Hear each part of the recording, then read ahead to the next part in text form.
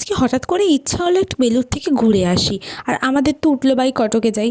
তো আমরা দুজন মিলে রেডি হয়ে বেরিয়ে পড়েছি বেলুড়ে যাওয়ার উদ্দেশ্যে। আর এই যে আমরা আজকে ঠিক করেছিলাম যে আমরা কিন্তু লঞ্চে করে বেলুড়ে যাব।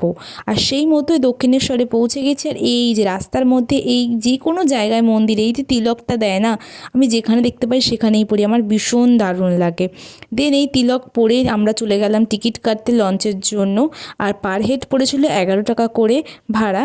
আর এখানে আমরা চলে এসেছি এই যে দক্ষিণেশ্বর মা ভবতারিণী ফেরিঘাট। আর এখানে ওয়েট করছিলাম লঞ্চের জন্য, কারণ যে একটা নির্দিষ্ট টাইমে লঞ্চটা আসে আর আমরা তার অনেক আগেই চলে এসেছিলাম। দেন এই দেখো সন্ধ্যা হয়ে গেছে, তখন আমাদের লঞ্চ এসেছিলো আর উঠে গেছিলাম। আর দূরে ওই যে দক্ষিণেশ্বরের মন্দির দেখা যাচ্ছিলো, আর এত দারুণ লাগছিল না গঙ্গার উপর দিয়ে এই সময়টা যেতে, জাস্ট কী বলবো, মানে বলে বোঝানো যাবে না। দেন আমরা চলে আসি বেলুড়ে। আর এসে এখানে একটু প্রার্থনা করলাম বসে, এত শান্ত নিরিবিলি পরিবেশ, মানে মনটা একটা আলাদাই শান্তি পেল। তো সব কিছু করে তারপরে আমরা ওখান থেকে বেরিয়ে আসি। আর আজকের ভিডিওটা এইটুখানি, ভালো লাগলে অবশ্যই একটা লাইক করে দিও। টাটা।